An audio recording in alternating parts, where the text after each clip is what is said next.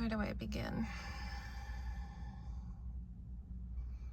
I want to walk through everything that I do as I do it, going along, so that people understand what I'm going through.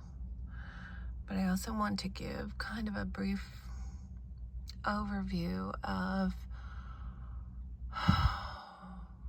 what got me to this point of living in my car. I really don't like attention on me. That's why I really don't want to show my face, especially under these conditions. I am not able to do my hair or brush my teeth, do my face or anything. So you could just see what I get to see. I was married for 19 years in an abusive relationship. And I think it's starting to become more popular in our society, understanding what, I guess, coercive control, manipulation, gaslighting. People are starting to understand that. My ex would not hit me because he knew he could get away with more by not hitting me. Once someone says they laid a hand on you and they have a mark, that's it. It's a different ball game. It changes. The tables turn. But if he does not lay a hand on me and put a physical mark on me, he can continue to do what he does, which is way worse.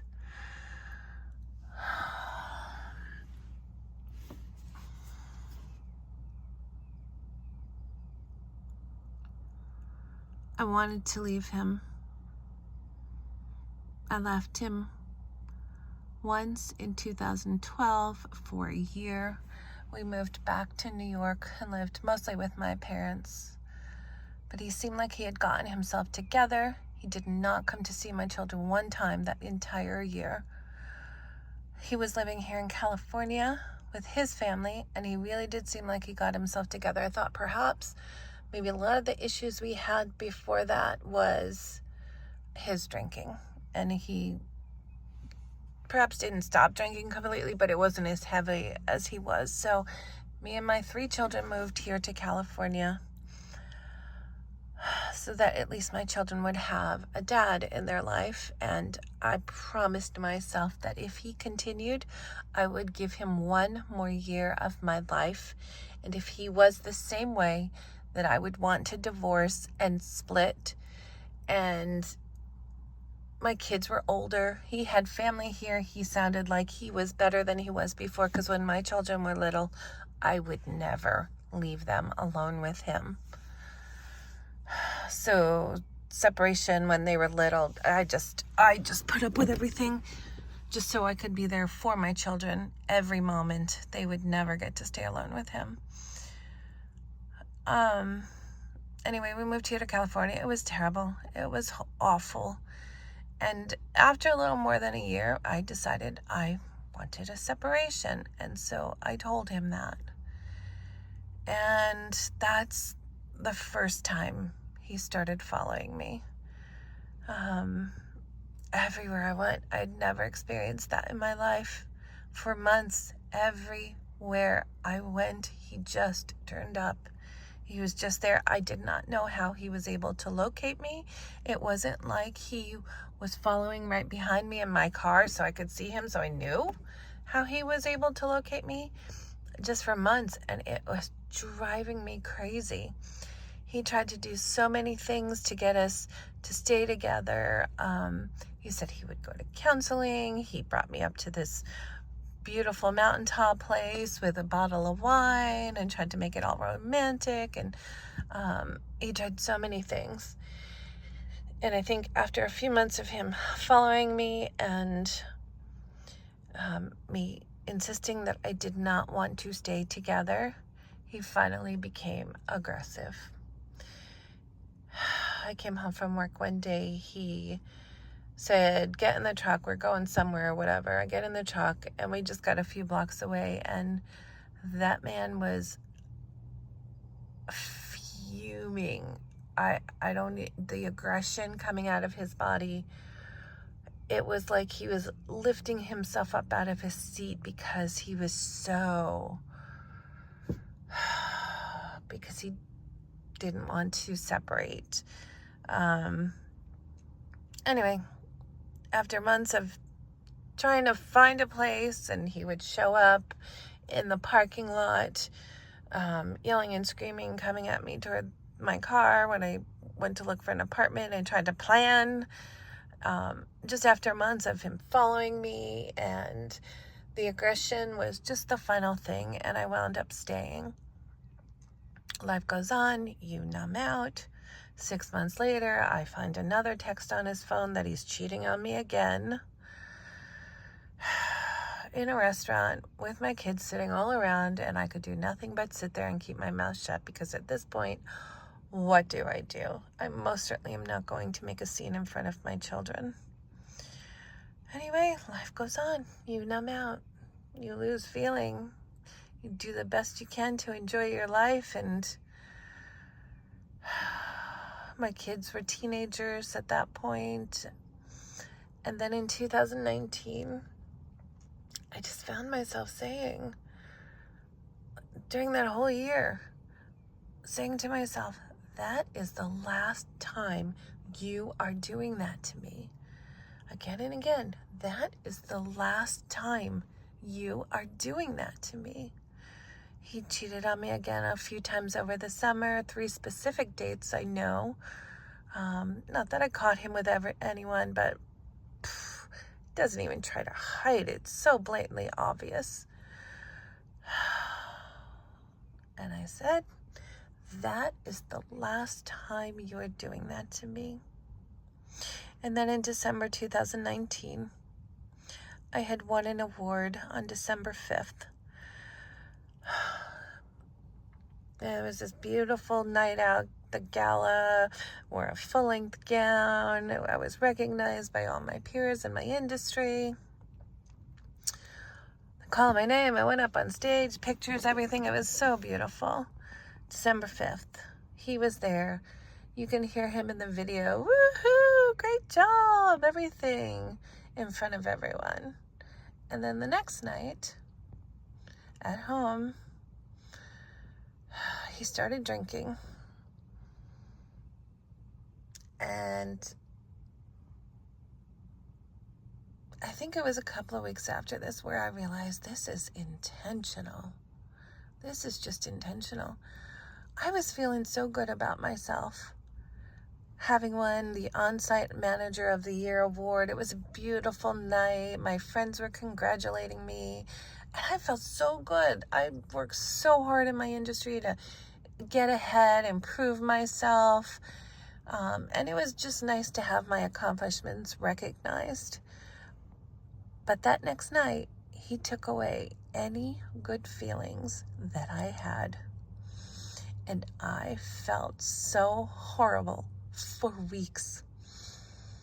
He started drinking, like I said, when I came home after work. I had actually gone out. It was what we called First Friday with 3 of my coworkers. We would go out one night a month on First Friday and just girl talk for a couple of hours. So I came home around 7 p.m. on Friday. And I could tell he was already drinking, but I didn't know how much. He was very, very negative. He just gets in that way, and you could tell it's not going to change. So I didn't want to listen to just negative about whatever was being said. So I went in bed and laid down, and I was scrolling on Facebook. And a little while later, he comes in. He closes the door, and he comes over to my side of the bed, stands above me. Now I'm kind of laying on my side, curled up a little. He takes my phone out of my hand, and I could tell he's now in this aggressive tone, this aggressive nature, and he says, who are you talking to on here? He starts scrolling through my phone to see what I'm doing, and I just laid there. I could tell by the way he was that he was just in that way he gets. There's no talking to him. There's no saying anything. There's no arguing. There's nothing. The only thing to do is lay still, silent, don't say anything, don't argue, just wait, keep my head down as much as possible, don't try to confront, nothing, and just wait for it to be over. And so he's going on and on and on, standing over me on the side of the bed. Everything in the world that is wrong with me, every word that he could say that just tells me how bad I am, what's wrong with me, everything. I just lay there perfectly still. And eventually he handed me my phone back, and he left the room. But what I did realize, which really, really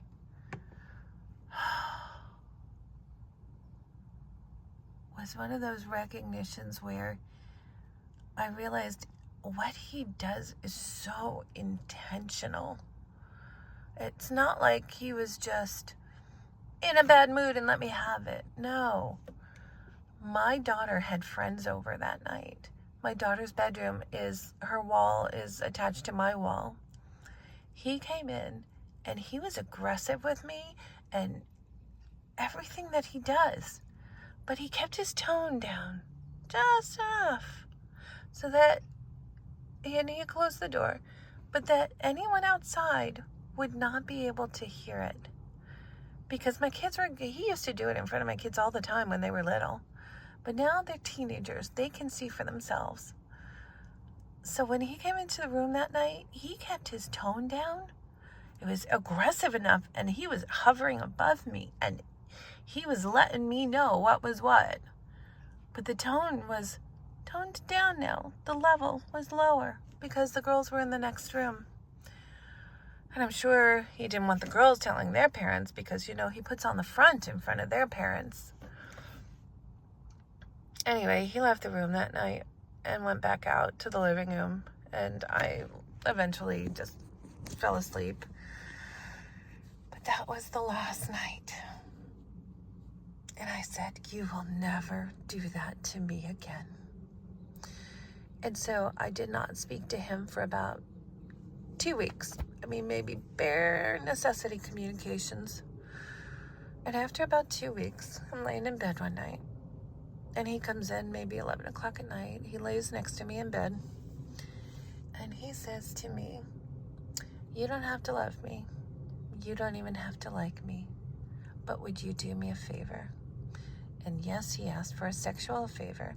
And that sexual favor is much worse than the one you're thinking of. And I just couldn't believe it. After a year of me saying to myself, you will never do that to me again. The way he treats me. I stood up. I told him he needed counseling, and I walked out of the bedroom. And the next day, I took off my wedding ring as a commitment to myself that I was going to get out no matter what. The last time I tried to leave him, he followed me for months. Came yelling and screaming at me in the apartment complex that I was trying to look at apartments. He became aggressive and I finally stayed. But this time I said, you know what? I know what he did last time. I'm prepared. I am just going to get out. So I took off my wedding ring the next day. I'll continue this video another time, but I just never knew. I just never knew that someone is capable of what he's been doing to me since then.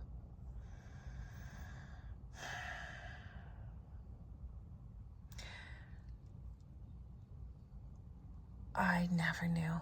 There was no way I could ever prepare for this.